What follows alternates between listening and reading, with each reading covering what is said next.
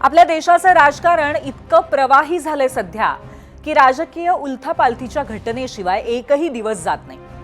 त्यातच आपल्या देशात 12 महिने कोणत्या ना कोणत्या राज्यामध्ये निवडणुकांचे पडघम वाजतच राहतात। आत्ताच 5 राज्यांच्या निवडणुका संपल्या, त्याचे निकालही लागले। तिथली नवी सरकार स्थापन होण्याआधीच आणखीन 7 राज्यांमध्ये निवडणुकांचं वारं वाहू लागलंय। असो, मी आत्ताच सांगितलं की 5 राज्यांचे निकाल लागले, त्याला 2 दिवस होऊनही गेले, पण अजून एकाही राज्यामध्ये मुख्यमंत्री पदाचा चेहरा ठरलेला नाहीये। आता तुम्ही म्हणाल की तामिळनाडूमध्ये तर थलपती विजयनने सत्ता स्थापनेचा दावा केलाय आणि तोच नाही का आता मुख्यमंत्री होणार। तर थांबा, त्यातही एक ट्विस्ट आहेच, तो मी तुम्हाला सांगेनच, पण त्याआधी जरा पश्चिम बंगालमध्ये जाऊयात।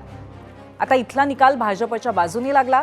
तिथे सत्ता स्थापनेसाठी भाजपने हालचालीही सुरू केल्या, पण ममता बॅनर्जींनी मात्र पराभव स्वीकारलेला दिसत नाहीये। कालच त्यांनी जाहीर केलं होतं की त्या मुख्यमंत्री पदाचा राजीनामाच देणार नाही।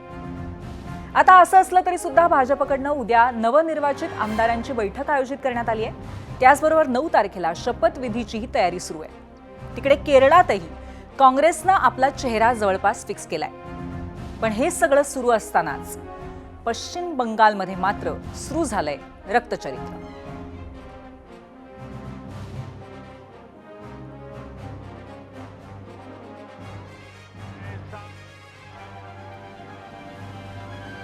बनाकर दिखाएगी, ये मोदी की गारंटी है।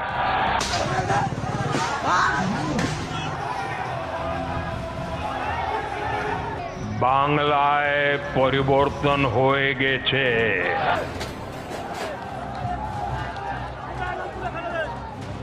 বদল নয়, বদলা চাই, ভোটের বাক্সে বদলা চাই। Now also I want to say that we didn't lose the election. যে আমি কি রেজিগনেশন দিতে হবে? No, not that.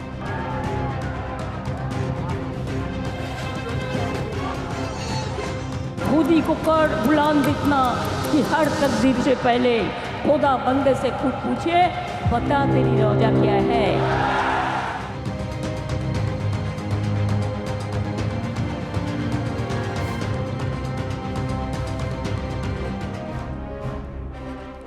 इथे सत्तेचं परिवर्तन होतंय, पण हिंसाचाराचं नाही।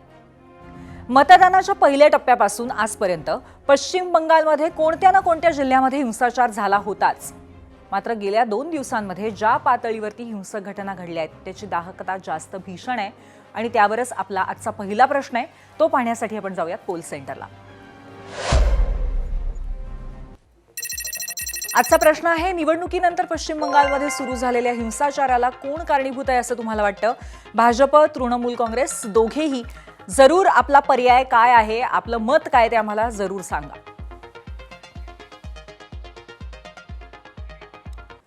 आता पश्चिम बंगालमध्ये निवडणुका झाल्या, निकाल लागले, सत्तांतर झालं आणि सुरू झाले हे राडे। हे आजही सुरू आहेत। आधी तृणमूल काँग्रेसनं केलेले दावे सांगते। कोलकात्याच्या न्यू मार्केटमधल्या टीएमसी कार्यालयावरती जमावानं बुलडोझर चालवला, त्याचा व्हिडिओ टीएमसीने व्हायरल केला आणि भाजपकडनं सुडाचं सत्र सुरू झाल्याचा आरोप केला। इतकंच नाही तर आमतला परिसरामध्ये टीएमसी सरचिटणीस अभिषेक बॅनर्जी यांच्या कार्यालयाची सुद्धा तोडफोड करण्यात आली। त्यामागेही भाजपचाच हात असल्याचा आरोप टीएमसीने केला। आता या आरोपांवरती उत्तरही आली आहेत, पण सगळ्यात धक्कादायक म्हणजे पश्चिम बंगालमध्ये मंगळवारी 4 जणांची हत्या झाली आहे। यामध्ये भाजप आणि टीएमसीच्या प्रत्येकी 2 कार्यकर्त्यांचा समावेश आहे। पश्चिम बंगालमध्ये आणखीन कुठे कुठे हिंसक घटना घडल्या आहेत हे आता आपण पाहूया आणि ते पाहण्यासाठी जाऊयात मीडिया सेंटरला। निकालानंतर हिंसा भडकलेली आहे। कोलकात्यामध्ये तृणमूलचं कार्यालय तोडफोड, त्याची कार्यालयाची तोडफोड करण्यात आली आणि बुलडोझरद्वारे हे कार्यालय फोडलं गेलं। बीरभूम इथं 2 गटांमध्ये हिंसक झडप झाली आणि टीएमसीच्या कार्यकर्त्याची हत्या झाली। बीरभूममध्येच फाल्टा दक्षिण 24 परगणा इथे टीएमसीचं कार्यालय फोडलं। शहरामध्ये सध्या संचारबंदी आहे। हावडा इथे तृणमूलच्या कार्यालयामध्ये तोडफोड झाली आणि शहरामध्ये अतिरिक्त पोलीस तैनात असल्याचं कळतंय। आसनसोलमध्ये टीएमसीचं कार्यालय पेटवलं आणि राजकीय संघर्ष टोकाला गेलाय. संदेशखाली उत्तर 24 परगण्यामध्ये सुरक्षा यंत्रणांवरच गोळीबार आणि गोळीबारामध्ये 3 सुरक्षा जवान जखमी झाल्याची भयानक घटना घडली आहे. जियागंज मुर्शिदाबादमध्ये लेनिन यांच्या पुतळ्याची विटंबना आणि डाव्यांकडनं त्यामुळे आज शहरामध्ये आंदोलन करण्यात आलं. करीमपूर आणि नादियामध्ये काँग्रेस कार्यकर्त्यांचा गोंधळ पाहायला मिळाला.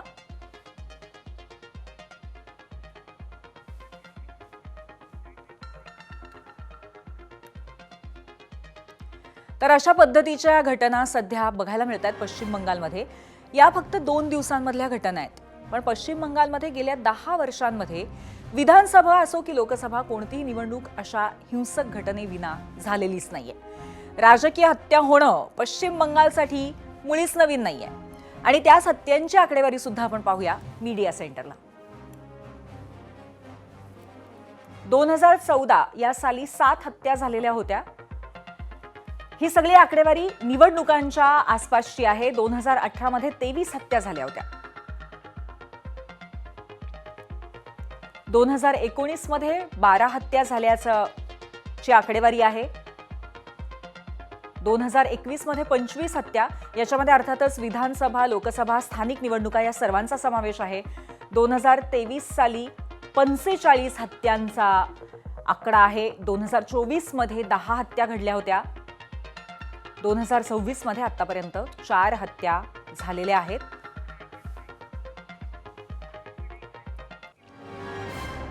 दोन 2026ला 4 हत्या म्हणजे गेल्या 2 दिवसांमधला हा आकडा आहे. हा आकडा वाढू शकतो, पण हा वाढू नये एवढी प्रार्थनाच आपण करू शकतो. कारण ममता बॅनर्जींनी आज आपल्या पक्षाची बैठक बोलवली आणि त्यानंतर देशभरातील इंडिया आघाडीच्या नेत्यांशी संवाद साधला. पुढल्या काही दिवसांमध्ये देशातील विरोधी पक्षांचे नेते पश्चिम बंगालमध्ये जाऊ शकतात. त्यामुळे संघर्षाची भीती आहे, संघर्ष आणखीन वाढण्याची भीती आहे. असो, आता मी तुम्हाला आणखीन एक आकडा सांगते जो पाहून पश्चिम बंगालच्या राजकीय हिंसेचं चित्र आणखीन स्पष्ट होईल. आपण पुन्हा एकदा जाऊयात मीडिया सेंटरला. पश्चिम बंगालमधल्या हिंसाचारामागे कोण आहे? तृणमूल काँग्रेस 64% हिंसाचाराला कारणीभूत आहे. द हिंदू या वृत्तपत्राच्या माध्यमातून आम्ही ही माहिती तुम्हाला देतोय. भाजप 27% जबाबदार आहे आणि डावे पक्ष हे 10% जबाबदार असतात या हिंसेला, असं द हिंदू या वृत्तपत्राने म्हटलेलं आहे. आणि आता याच अनुषंगाने जो प्रश्न आम्ही विचारला होता त्यावर सर्वसामान्यांच्या प्रतिक्रिया आपण पाहूयात. काही निवडक प्रतिक्रिया सोशल मीडियावरून आलेल्या मीडिया सेंटरला. एक्सवरून आलेली पहिली प्रतिक्रिया विजय मुंढे यांची आहे. जनतेचा कौल स्वीकारता न आल्यामुळे काही राजकीय शक्ती जाणीवपूर्वक तणाव निर्माण करतायत. एक्सवरून आशिष मनोरे यांची प्रतिक्रिया आहे. तसं तर दोघेही जबाबदार आहेत, त्यातही ममता बॅनर्जी अधिक, कारण त्या सत्तेपुढे इतर विरोधी पक्षांना कमकुवत समजत होत्या. एक्सवरून गोपाळ दंडगव्हाळे म्हणतायत, पश्चिम बंगालमधील हिंसाचार हा लोकशाहीचा नव्हे तर वर्षानुवर्ष वाढलेल्या द्वेषाच्या राजकारणाचा परिणाम आहे. सत्तेत असताना सूड आणि हिंसेची विषवल्ली ज्यांनी वाढवली त्याच विषाचे दंश आता संपूर्ण बंगालला सहन करावे लागतायत.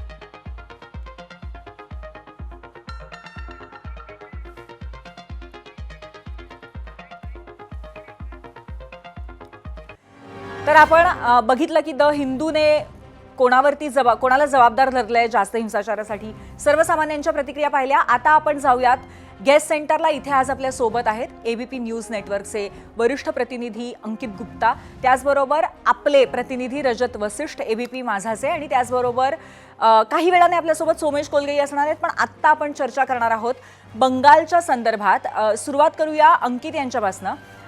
अंकित, आपने आज तक बहुत से बंगाल के इलेक्शंस कवर किए हैं और जैसे कि हमने देखा कि हिंसा तो पहले भी हो चुकी है कई बार. इस वक्त के इलेक्शंस और उस समय जो हिंसा हुई है या अभी जो हो रही है उसको लेकर आप क्या कहेंगे? क्या फर्क है पहले जो हुआ था और आज जो हो रहा है उसमें?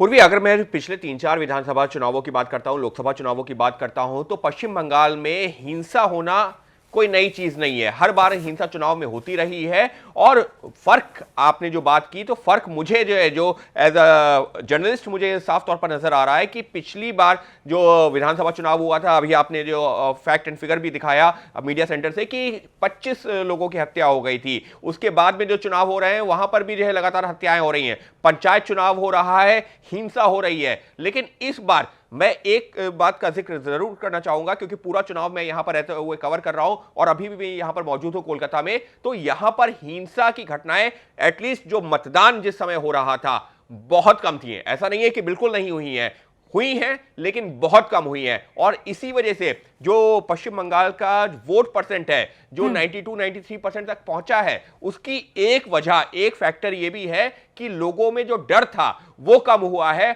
और बीजेपी को कहां फायदा मिला? बीजेपी ने भय नहीं, भरोसा, ये नारा दिया था अपने संकल्प पत्र में। तो कहीं ना कहीं लोगों के बीच में वो भय कम हुआ, लोग घरों से बाहर निकले और वोट किया। लेकिन अब बात करें, जबकि वोट हो चुका है, सरकार गठन की बारी आ रही है, इस सब के बीच में जो हिंसा हो रही है, यहां पर भी एक बदलाव है। और वो ये है कि इससे पहले जब हिंसा होती थी तो वहां पर पुलिस और प्रशासन मूक दर्शक बना रहता था, एकदम साइलेंस होता था। लेकिन अब पुलिस और प्रशासन एक्टिव आपको नजर आ रहा है, जो दोषी है उनको गिरफ्तार किया जा रहा है और कार्रवाई हो रही है। जी अंकित, रजत तुमच्याकडे येते. रजत, तुमचं ऑब्झर्वेशन काय? तुम्ही गेले काही दिवस तिथे पश्चिम बंगालमध्ये आहात, खडानखडा आम्हाला सातत्याने अपडेट्स देत आहे. मला आठवतंय की जेव्हा भवानीपूरमध्ये जेव्हा मतमोजणी होत होती तेव्हा तणाव सुद्धा तुम्ही कव्हर करत होतात. आत्ताच्या घडीला तुमचं ऑब्झर्वेशन काय आहे? परिस्थितीवरती ताबा मिळवण्यासाठी काही प्रयत्न केले जातात का वेगळे? निश्चितच जी हिंसा होत आहे त्या हिंसेचं पूर्वी समर्थन करता येत नाही. मात्र ही जी होणारी जी हिंसा आहे, निश्चितच जर 2021 मध्ये पोस्ट पोल जी हिंसा झालेली होती आणि ज्याचे संपूर्ण चित्र संपूर्ण देशाने पाहिलेलं होतं, त्या तुलनेमध्ये निश्चितच सध्या हिंसा जी आहे ती कमी होत आहे. मूळ जे गेल्या 2-3 दिवसापासून बंगालमध्ये मी जे पाहिलेलं आहे, जे विविध पक्षाचे जे कार्यालय आहे त्या ठिकाणी तोडफोड होत आहे. त्यामुळे हे जे कार्यकर्ते जे तोडफोड करणारे आहे ते पक्षीय निर्देशातून जाऊन तोडफोड करत आहे की त्या कार्यकर्त्यांनी गेल्या काही वर्षांमध्ये जे काही भोगलेलं आहे आणि आपल्या वैयक्तिक अनुभवातून त्यांचा तो रोष उफाडून येत आहे. या दोन गोष्टींमध्येही आपण अंतर करणं अत्यंत आवश्यक आहे. कारण अनेक कार्यकर्ते मी असे पाहिलेले आहे ज्यांनी काहीतरी तृणमूल काँग्रेसचे अन्याय अत्याचार किंवा तृणमूल काँग्रेसच्या कार्यकर्त्यांचे अन्याय अत्याचार गेल्या काही वर्षांमध्ये खास करून 2021च्या निवडणुकीनंतर भोगलेले होते आणि तेव्हा पोलिसांनीही त्यांचा ऐकलेलं नव्हता, समाजानेही त्यांचं ऐकलेलं नव्हता. अनेक लोक तर आपलं घर सोडून दुसरीकडे जाऊन लपून राहण्यासाठी मजबूर झालेले होते. आणि त्यामुळे आता जेव्हा त्या तृणमूल काँग्रेसचा दारुण पराभव होत आहे, त्यामुळे अनेकांचा वैयक्तिक रोष सुद्धा उफाडून येत आहे आणि त्या हिंसेसाठी तो रोष कारणीभूत आहे का हे आपल्याला समजून घ्यावं लागणार आहे. दुसरं महत्त्वाचं म्हणजे की यंदाचा 2026च्या विधानसभा निवडणुकीमध्ये अत्यंत शांततेने मतदान झालं. जसं अंकितने सांगितलं की 92-93% पर्यंत मतदान जो आहे तो शांततेमुळे आणि एक जो भरोसा केंद्रीय जे पॅरामिलिटरी फोर्सेस आहेत त्यांनी तिथे येऊन निर्माण केला होता त्यामुळे होता. मात्र आता जेव्हा हिंसा होत आहे तर ते पश्चिम बंगालच्या वेगवेगळ्या भागांमध्ये होत आहे. पॅरामिलिटरी फोर्सेस जे आहेत त्या मतदानाचा जो ठिकाण होता किंवा मतमोजणीचा जो ठिकाण होता किंवा अशा ठराविक ठिकाणी त्यांना नेमण्यात आलेला होता, त्यांनी तिथे त्यांची जी संपूर्ण जबाबदारी आहे ती अत्यंत चोखपणे पार पाडली. मात्र आता कायदा सुव्यवस्थेची स्थिती जिथे बिघडत आहे तिथे बंगाल पोलिसांना हस्तक्षेप आधी करायचा आहे आणि जर बंगाल पोलिसांच्या हातून स्थिती बाहेर जात असेल तर त्यांनी केंद्रीय फोर्सेसला त्या ठिकाणी बोलवायचं आहे, त्यांना डिप्लॉय करायचं आहे. त्यामुळे आता होणारी जी हिंसा आहे निश्चितच बंगाल पोलिसांच्या हातामध्ये त्याचं नियंत्रण जास्त आहे. नक्कीच पोलिसांच्या हातामध्ये नियंत्रण जास्त आहे आणि तेच अंकित यांनी सुद्धा सांगितलं की कुठेतरी जास्त चांगल्या पद्धतीने ही हिंसा कंट्रोल करण्याचा प्रयत्न होतोय. अंकित, लेकिन अभी भी सिचुएशन ये है कि ममता बनर्जी अपना पद छोड़ने से इनकार कर रही है. इंडिया ब्लॉक के नेता भी काफी अग्रेसिवली इस स्टांस को सपोर्ट कर रहे हैं. कुछ लीडर्स खुद बंगाल जाने की बात कर रहे हैं.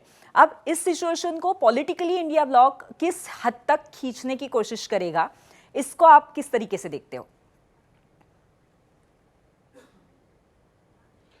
देखिए, अगर पश्चिम बंगाल की राजनीति की बात करें तो ममता बनर्जी का चुनाव हारना निश्चित तौर पर एक बहुत बड़ा जो है झटका इंडिया ब्लॉक के लिए भी है, क्योंकि माना यह जा रहा था कि पश्चिम बंगाल एक ऐसा राज्य है जो जहां पर बीजेपी नहीं जीत सकती है या जीतना बहुत मुश्किल है, लेकिन वो बदल चुका है। और इसी वजह से कल सबसे पहले तो अखिलेश यादव, उत्तर प्रदेश के पूर्व मुख्यमंत्री, समाजवादी पार्टी के नेता और सांसद अखिलेश यादव पश्चिम बंगाल पहुंचेंगे और ममता बनर्जी के समर्थन में आएंगे। अखिलेश यादव ने जो बयान भी दिए हैं, उन्होंने अभी उत्तर प्रदेश में जो पिछले विधानसभा के उपचुनाव हुए थे वहां पर जो कथित गड़बड़ी, जो अखिलेश यादव का आरोप था कि गड़बड़ी हुई है, उनका जिक्र करते हुए कि देखिए यूपी में हुआ था, बंगाल में हुआ, हर जगह हो रहा है। राहुल गांधी ने ममता बनर्जी से बात की, उसके अलावा जो तमाम और नेताओं ने ममता बनर्जी से बात की। तो एक तरह से इंडिया ब्लॉक ये अब संदेश देने की कोशिश कर रहा है कि किस तरह से बीजेपी देश भर में विपक्ष को खत्म कर रही है, फिर चाहे वो कांग्रेस हो, तृणमूल कांग्रेस हो, फिर चाहे वो जो है महाराष्ट्र में जिस तरीके से शिवसेना उद्धव गुट का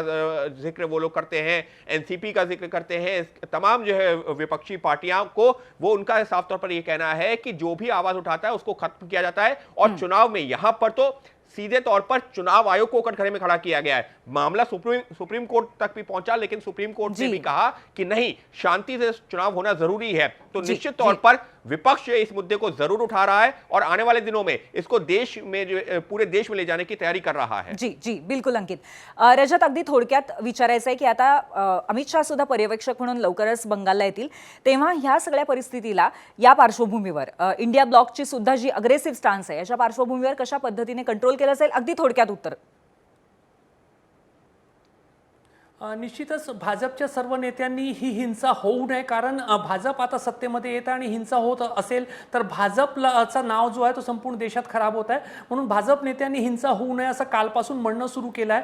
प्रदेशाध्यक्ष समीक भट्टाचार्य यांनी कार्यकर्त्यांना आवाहन केलेलं आहे. त्यामुळे आपण पाहणार आहोत की येणाऱ्या 1-2 दिवसामध्ये ही हिंसा जी आहे ती हळूहळू कमी होत जाणार आहे. मात्र ज्या पद्धतीने ममता बॅनर्जी अडून बसल्या की मी राजीनामा देणार नाही आणि त्यांच्या या स्टँडमुळे तृणमूल काँग्रेसच्या कार्यकर्त्यांना चिथावणी तर मिळणार नाही, हे सुद्धा यामध्ये पाहायला पाहिजे. नक्कीच, म्हणजे एकीकडे कुठेतरी भाजपचे कार्यकर्ते हिंसा करणार नाही त्याकडे लक्ष दिलं जाईल, पण दुसऱ्या बाजूने काय घडेल ते सांगता येणार नाही. धन्यवाद अंकित, धन्यवाद रजत, तुम्ही आमच्याशी चर्चा केलीत, सविस्तर माहिती दिलीत त्याबद्दल. आणि आता जरा तामिळनाडूकडे जाऊयात. इथे सुपरस्टार विजयच्या टीव्हीके पक्षानं पहिल्याच झटक्यात 108 जागा जिंकल्या आणि 234 जागा असलेल्या तामिळनाडू विधानसभेमध्ये पहिला नंबर मिळवला. पण 108 आमदारांच्या पाठिंब्यावर तामिळनाडूत सत्ता स्थापन करणं शक्य नाही. इथे बहुमताचा आकडा आहे 118, त्यामुळे विजयला आणखी 10 आमदारांची गरज होती. त्यामुळे त्याला कोणासोबत तरी युती करणं गरजेचं बनलं. आता विजयन स्टॅलिन आणि यांच्या डीएमकेला पराभूत करणं एवढं मोठं यश विजयने मिळवलेलं आहे. त्या स्टॅलिन यांच्यासोबत आघाडी शक्य नाही. अण्णा द्रमुकनं पाठिंब्याची तयारी दर्शवली, पण विजयनं सर्वात पहिल्यांदा काँग्रेसला पाठिंब्याची विनंती केली. त्यावर काल रात्री दिल्लीत काँग्रेसची बैठक झाली. त्यानंतर आज तामिळनाडूच्या काँग्रेस नेतृत्वानं विजयला पाठिंबा देणार असल्याची घोषणा केली. पण ही घोषणा करत असताना काँग्रेसनं 22 वर्षांची मैत्री तोडली. होय, 2004 साली काँग्रेस डीएमके मैत्रीचा अध्याय सुरू झाला. दोघांनी केंद्रात आणि राज्यात एकत्र शासनही केलं, पण 2013 साली दोघांची आघाडी तुटली. पुढे 2016 साली ही मैत्री पुन्हा जमली आणि ते आज तुटल्यात जमाय. के स्टॅलिन यांनीच राहुल गांधींना पंतप्रधान पदाचा उमेदवारही घोषित केलेलं होतं. असो, आता काँग्रेसनं आपली वाट स्पष्ट केली आहे. डीएमके सुद्धा आपली भूमिका लवकरच स्पष्ट करण्याच्या तयारीत आहे. याकडे आपलं लक्ष असेलच. आता काँग्रेसनं साथ दिल्यानंतर विजयनं तातडीनं राज्यपालांची भेट घेतली, सत्ता स्थापनेचा दावा केला. इतकंच नाही तर नेहरू स्टेडियमवरती त्याच्या शपथविधीची तयारी सुद्धा सुरू झालेली आहे. त्यासाठी राहुल गांधी येणार अशा चर्चा आहे. पण त्याआधीच विजयसाठी चिंता वाढवणारी एक गोष्ट पुढे आली आहे. ती म्हणजे विजयने सत्ता स्थापनेचा दावा केला असला तरी राज्यपाल राजेंद्र आर्लेकर त्यावर समाधानी नसल्याचं कळतंय. कारण विजयकडे 118 आमदारांच्या पाठिंब्याचं पत्र नाहीये. त्यामुळे विजयनं शपथ जरी घेतली तरी त्यांची खरी परीक्षा फ्लोर टेस्टमध्ये असणार आहे. आणि आता याच अनुषंगाने आपले प्रतिनिधी सोमेश आपल्या सोबत आहेत, सोमेश कोलगे. त्यांच्याशी आपण तामिळनाडूच्या या सगळ्या परिस्थितीवरती चर्चा करणार आहोत. तर सोमेश, विजय यांच्या शपथविधीची जय्यत तयारी तर सुरू आहे. पण TVKला बहुमतासाठी हव्या असलेल्या 10 जागांचं काय, उद्याच्या शपथविधीचं काय, सगळं गणित कसं काय जुळून येणार?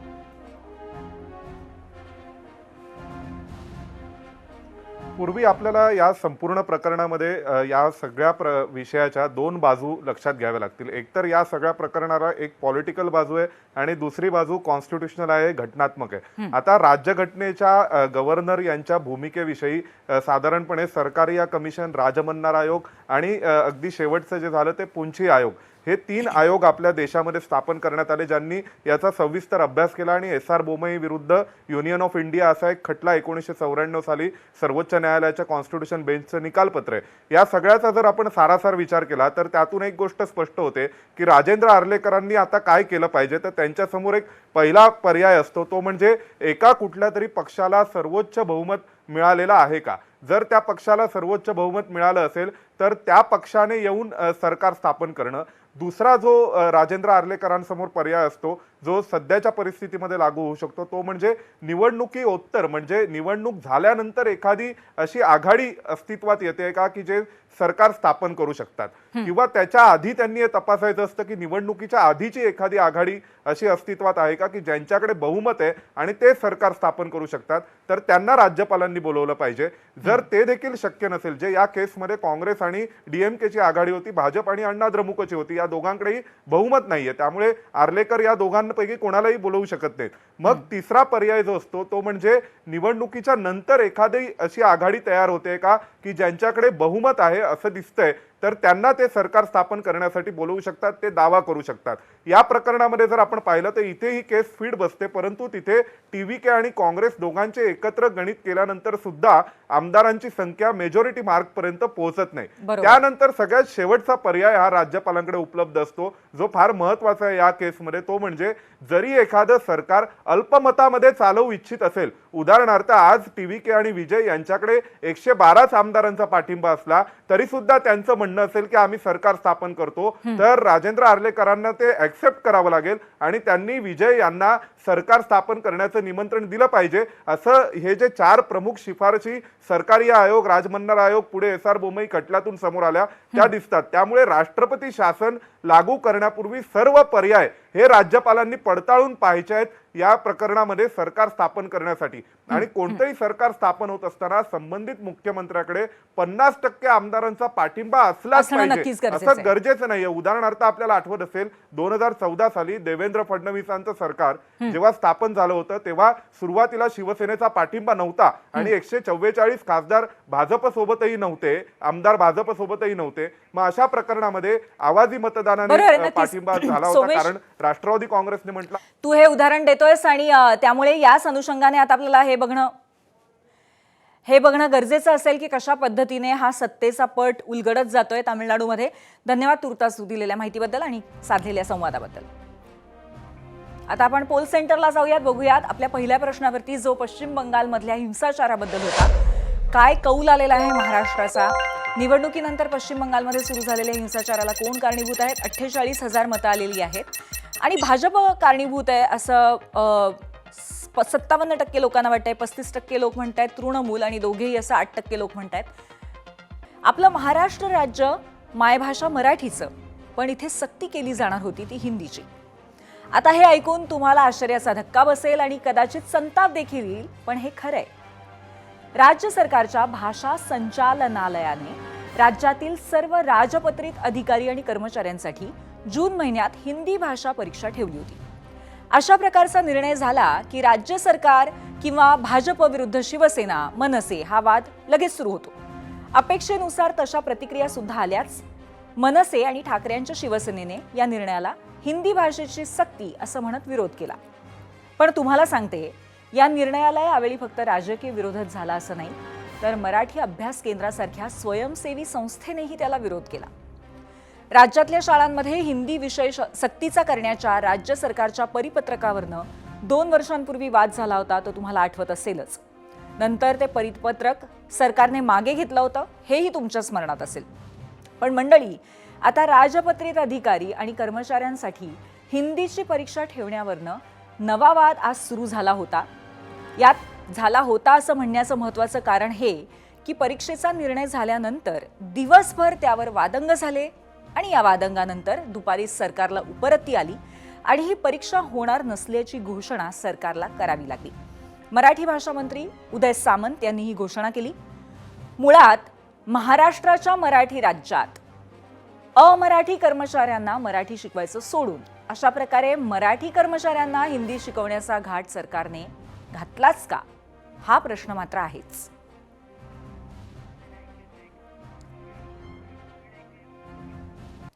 तर मंडळी, राज्य सरकारवरती परीक्षा रद्द करण्याची नामुष्की आली. ही परीक्षा आता नेमकी काय होती ते आपण आधी बघूयात. भाषा संचालनालयाने 28 जूनला ही परीक्षा ठेवली होती. राज्य शासनाच्या सेवेत असलेल्या राजपत्रित अधिकारी आणि अराजपत्रित अधिकारी म्हणजेच गॅझेटेड आणि नॉन गॅझेटेड कर्मचाऱ्यांसाठी ही परीक्षा होती. हिंदी भाषा निम्न आणि उच्च या 2 श्रेणीतली ही परीक्षा होती. ती मुंबई, पुणे, नागपूर आणि छत्रपती संभाजीनगर या 4 विभागीय कार्यालयांच्या ठिकाणी होणार होती. अधिकारी आणि कर्मचाऱ्यांच्या सेवा शर्तीचा भाग म्हणून ही परीक्षा घेतली जाणार होती. आता मराठीच्या मुद्द्यावरनं शिवसेना कायमच आक्रमक असते. मग ती पूर्वीची अखंडित शिवसेना असो किंवा आत्ता ठाकरेंची शिवसेना. मंडळी, ठाकरेंच्या शिवसेनेचे खासदार संजय राऊत यांनी अपेक्षेनुसार या परीक्षेला विरोध केला होता. शिवाय तो करताना महाराष्ट्रात मराठी हीच पहिल्या क्रमांकाची भाषा असेल असंही आवर्जून सांगितलं. भाषा आहे, हिंदी असेल, इंग्रजी असेल, या ऐच्छिक भाषा आहेत आणि राष्ट्रीय स्तरावर काम करण्यासाठी इंग्रजी आणि हिंदीची आवश्यकता आहे. तर राज्य सरकारने दुपारी परीक्षा रद्द करण्याची घोषणा केली. महाराष्ट्र नवनिर्माण सेनेने दिलेला इशारा हेही त्याचं महत्त्वाचं कारण ठरलं. ही परीक्षा घेणं म्हणजे दिल्लीत बसलेल्या भैयांना खुश करण्याचा प्रयत्न आहे. अशा पद्धतीने आमच्या मराठी कर्मचाऱ्यांवरती भाषा लादली तर त्याचा तीव्र निषेध होईल. अधिकाऱ्यांनी हिंदी भाषा का शिकावी हे राज्य सरकारने स्पष्ट करावं. जबरदस्ती केली गेली तर 28 जूनला परीक्षा केंद्रावरती जो काही तमाशा होईल त्याला राज्य शासन जबाबदार असेल, असा इशारा मनसेचे संदीप देशपांडे यांनी दिला होता. खरं तर मनसेकडनं आंदोलनाचा इशारा हा खळखट्याक पद्धतीचा असतो. त्यामुळे मनसेने परीक्षा केंद्राबाहेर तमाशा करण्याचा दिलेला इशारा सरकारनं गांभीर्याने घेतल्याचं दिसतंय. अशा पद्धतीने परीक्षा आमच्या अधिकाऱ्यांवर लादून हिंदी भाषेचा प्रचार आणि प्रसार करण्याचा प्रयत्न जर शासन करत असेल तर आम्ही त्याचा तीव्र शब्दात निषेध नोंदवू. आपल्या माध्यमातून आमची शासनाला विनंती आहे की अशा प्रकारची कुठलीही परीक्षा या अधिकाऱ्यासाठी आपण अनिवार्य करू नये आणि जर केली, जबरदस्ती जर केली तर 28 जूनला परीक्षा केंद्राच्या बाहेर जो काय तमाशा होईल त्याची संपूर्णता जबाबदारी ही राज्य शासनाची असेल. आता मी तुम्हाला आधीच सांगितलं होतं की अशा प्रकारच्या हिंदी परीक्षेला फक्त राजकीय स्तरावरनं विरोध झाला नाही तर मराठी अभ्यास केंद्र या स्वयंसेवी संस्थेने सुद्धा विरोध केला. नुसता विरोध नाही तर ही परीक्षा घेण्याचा घाट घातलेल्या भाषा संचालनालयाच्या कामाच्या पद्धतीचा केंद्राचे अध्यक्ष डॉक्टर दीपक पवार यांनी खरपूस समाचार घेतला. तुम्हाला असंही सांगते की डॉक्टर दीपक पवार यांनी उपस्थित केलेले प्रश्न नेमके कुठले आहेत. भाषा संचालनालयाचं नेमकं काम काय, मूळ काम सोडून हिंदी भाषेची परीक्षा घेण्याचं काम हे संचालनालय का करतंय, ही मराठी भाषा संचालनालयात आहे की हे लांगुल चालन त्यांच्याकडनं केलं जातंय. तामिळनाडूमध्ये किंवा कर्नाटकामध्ये अशी परीक्षा घेतली जाते का, आणि परीक्षा घेणं हा निव्वळ खोडसाळपणा आणि राजभाषा मराठीचा अवमान आहे, असं डॉक्टर दीपक पवार यांनी म्हटलंय. एकीकडे मनसे आणि दुसरीकडे अशा पद्धतीने प्रखर विरोध झाले आणि त्यानंतर राज्य सरकारने ही परीक्षा घेणं टाळलं. लोकभारती प्रथम द्वितीय भाषा आणि हिंदी भाषा उच्च श्रेणी परीक्षा या 2 परीक्षा घेण्याचं जे काम आहे, मुळामध्ये महाराष्ट्र सरकारच्या किती कर्मचाऱ्यांचा हिंदी भाषा बोलणाऱ्या लोकांशी संपर्क येतो, पहिला प्रश्न. आणि ज्यांच्याशी संपर्क येतो ते जर या राज्याच्या बाहेरनं नव्यानं आले असतील तर त्यांनी मराठी शिकून घेतलं पाहिजे. मराठी अभ्यास केंद्राची काय भूमिका असणार आहे? आमची जी काही मर्यादित ताकद आहे त्या ताकदीने महाराष्ट्र नवनिर्माण सेना असेल, शिवसेना असेल आणि मराठीसाठी काम करणाऱ्या नागरी समाजातल्या इतर चळवळी आणि संस्था असतील, एकत्रितपणे या परीक्षेला विरोध करण्याची आमची भूमिका राहील. आता मी तुम्हाला सांगते की या प्रकारच्या वादंगानंतर राज्य सरकारला दुपारी उपरती झाली आणि या हिंदी परीक्षेवरनं दिवसभर सरकारवरती जी प्रखर टीका झाली होती त्यामुळेच ही परीक्षा रद्द करण्याची वेळ सरकारवर आली. राज्याचे मराठी भाषा मंत्री उदय सामंत यांनी ही घोषणा केली. ही घोषणा करताना स्वतः उदय सामंत यांनी दिलेली माहिती आश्चर्यकारक होती. ही परीक्षा 1976च्या नियमानुसार दरवर्षी होत होती आणि आता 2026 मध्ये नियम उपयुक्त आहेत का याचा अभ्यास सरकार करणार आहे. तसंच या परीक्षेची गरज आहे किंवा नाही याचा सुद्धा अभ्यास सरकार आता करणार आहे असं ते म्हणाले. याचाच अर्थ असा होतो की परीक्षा 1976 पासून दरवर्षी सुरू होती. मराठी कर्मचाऱ्यांना हिंदी शिकण्याची आणि परीक्षेची सक्ती कायम होती हे यामुळे यावर्षी आपल्याला कळले. एकूणच काय तर मराठी भाषेला विविध भाषांशी करावा लागणारा सामना हा कायम आहे. मुंबईसारख्या ठिकाणी गुजरातीची मराठीवरती कुरघोडी कायम होत असतेच. आता हिंदीची देखील अशी सक्ती मराठी राज्य कर्मचाऱ्यांवरती आतापर्यंत होती हे समोर आले. सुदैवाने किमान ही परीक्षा स्थगितीचा निर्णय सरकारने घेतला आणि त्यामुळे तेवढाच काय तो दिलासा कर्मचाऱ्यांना मिळालाय. जी परीक्षा हिंदीची लावलेली होती त्याला स्थगिती दिलेली आहे आणि भविष्यामध्ये ही हिंदीची परीक्षा आवश्यक आहे का ते मी राज्याचा मराठी भाषेचा मंत्री म्हणून पडताळून बघणार आहे आणि जर आवश्यक असेल तर कंटिन्यू करू, जर आवश्यक नसेल तर ही हिंदीची परीक्षा न घेण्याचा निर्णय आम्ही घेणार आहोत. 1976च्या नियमावलीमध्ये मराठी भाषेअंतर्गत भाषा अंतर्गत ही हिंदीची परीक्षा घेतली जाते. 1976चे नियम नक्की काय आहेत हे मी स्वतः तपासेन आणि ती खरोखरच आताच्या जगामध्ये 2026ला त्या परीक्षेची आवश्यकता आहे की नाही हे आम्ही पडताळून बघू आणि ते अनावश्यक असेल तर नक्की ती सिस्टीम माहिती आम्ही बंद करू. आणि आता बोलूयात राज्यातल्या एका संवेदनशील अशा विषयाकडे. अशा घडामोडी गेल्या काही दिवसात राज्यात घडल्या आहेत ज्यामुळे अनेक स्त्रियांना असुरक्षित नक्कीच वाटतंय. त्या घटना आपल्या बाबतीत घडल्या नसतीलही परंतु या ऐकल्यानंतर सुद्धा प्रत्येक महिलेला नक्की भीती वाटेल अशी परिस्थिती आहे. पुण्यातल्या नसरापूर ते मुंबईलगत असलेल्या बदलापूरमध्ये घडलेली घटना. नावं वेगळी, ठिकाणं वेगळी, पण घटना एकच, निर्दयी अत्याचार. त्याला बळी पडणाऱ्या तरुणी, चिमुकल्या मुली आणि महिला, त्यानंतर उसळणारा संताप, आश्वासनं आणि येणाऱ्या प्रतिक्रिया आणि मग सर्व काही पूर्ववत. हे असंच गेली काही वर्ष सातत्याने घडतंय. महाराष्ट्र दिनी पुण्यातल्या नसरापूरमधून संतापजनक घटना घडलेली आपण पाहिली आणि पुन्हा एकदा सामान्य नागरिकांचा रागाचा किती उद्रेक झाला तेही पाहिलं. दुर्दैवानं या घटनेसह महाराष्ट्रात अकोला, पालघर, बीड, जालना, पुणे इथेही महिलांवरती घडलेल्या अत्याचाराच्या सगळ्याच घटनांबद्दल आपण सविस्तर माहिती या सेगमेंटमध्ये घेणार आहोत. खरं तर गेल्या काही वर्षांचा आलेख पाहता प्रगतीच्या दिशेनं स्वार असलेल्या महाराष्ट्रात महिलांशी संबंधित गुन्ह्यांमध्ये वाढ होतीये हे आपलं दुर्दैव आहे. आता नॅशनल क्राईम रेकॉर्ड ब्युरोची 2023ची आकडेवारी आपण पाहूयात. मीडिया सेंटरला आपण ही आकडेवारी बघणार आहोत. विदारक वास्तव आहे हे आपल्या राज्याचं. महिलांवरच्या अत्याचाराच्या घटना देशभरामध्ये 4,48,211 आणि महाराष्ट्रामध्ये 47,101. देशातल्या बलात्कारांच्या गुन्ह्यांची नोंद देशामध्ये 29,909, महाराष्ट्रामध्ये 2,930. देशातील पॉक्सो अंतर्गत गुन्ह्यांची नोंद देशभरामध्ये 66,232 आणि महाराष्ट्रामध्ये 8,519. म्हणजे एकंदरीत सगळ्या आकडेवारीच्या वाट्यामध्ये 10% किंवा त्याच्यापेक्षा जास्त अशी ही आकडेवारी महाराष्ट्राची आहे.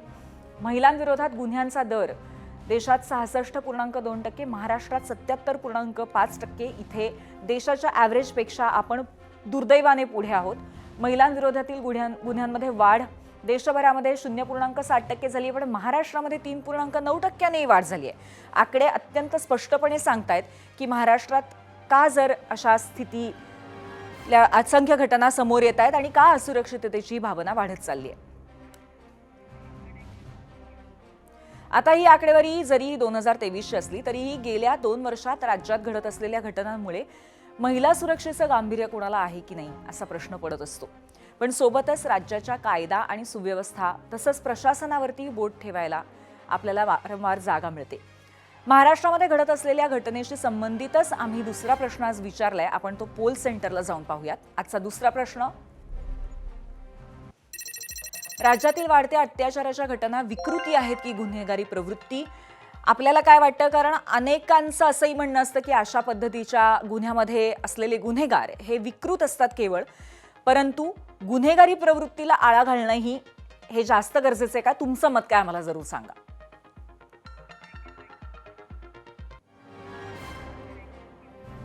पुण्यातल्या नसरापूरमधल्या घटनेकडे वळूया, त्याच्यामुळे मन सुन्न झालं, पण सोबतच सामान्य नागरिकांच्या आक्रोशाचाही बांध कुठेतरी फुटलेला आपण पाहायला मिळतो. या प्रकरणातील नराधम भीमराव कांबळे याला सोबत घेऊन पोलिसांनी मध्यरात्री घटनास्थळाची पाहणी आज केली. आरोपीच्या विरोधामध्ये जनतेमध्ये असलेला रोष पाहता पोलिसांनी पाहणी करण्यासाठी मध्यरात्रीचीच वेळ निवडली होती. कोणताही अनुचित प्रकार घडू नये म्हणून गावामध्ये पोलीस बंदोबस्तही होता. एकीकडे या घटनेचं रिक्रिएशन करून पोलीस कोणताही पुरावा मागे सोडू पाहत नाहीयेत हे स्पष्ट आहे. त्यावेळची काही दृश्य आपण आता सध्या बघतोय. तेवढ्यातच या नराधमानं ओलांडलेली कौर्याची परिसीमा ऐकल्यानंतर आपल्याला जो संताप वाटत होता, त्यानंतर दुसरीकडे अशी घटना घडली की ज्यामुळे पुन्हा एकदा प्रचंड चीड महाराष्ट्राला यावी. पुणे जिल्ह्यामध्ये 2 ठिकाणी अल्पवयीन मुलींवरती अत्याचाराच्या घटना घडलेल्या आहेत. पहिली घटना पर्वती इथे घडली. एका 9 वर्षाच्या मुलीवरती तिच्याच सख्ख्या आजोबानं लैंगिक अत्याचाराचा प्रयत्न केला. 70 वर्षाचा हा नराधम पीडित मुलीच्या आईचे वडील आहेत. शेजाऱ्यांना मुलीचा आरडाओरडा ऐकू आला आणि त्यानंतर ते घराजवळ पोहोचले आणि त्यामुळे अनर्थ टळला. या नराधम आजोबावरती पॉक्सो अंतर्गत गुन्हा दाखल करण्यात आलाय आणि पोलिसांनी त्याला बेड्या ठोकल्यात. दारूच्या नशेत या 70 वर्षाच्या नराधमानं चिमुकलीवरती लैंगिक अत्याचाराचा प्रयत्न केला. या घटनेनंतर परिसरामध्ये तणावाचं वातावरण निर्माण झालं होतं. नागरिकांनी पर्वती पोलीस ठाण्यासमोर ठिय्या आंदोलन केलं. याबाबत पर्वती पोलीस ठाण्याचे पोलीस निरीक्षक राजेंद्र सहाणे यांनी काय माहिती दिली आहे पाहूयात.